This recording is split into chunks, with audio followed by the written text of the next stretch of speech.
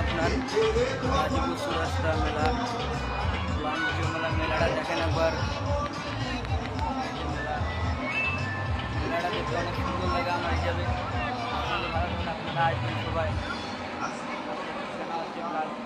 Rajendrapur cantonment মেলা, বাণিজ্য মেলা।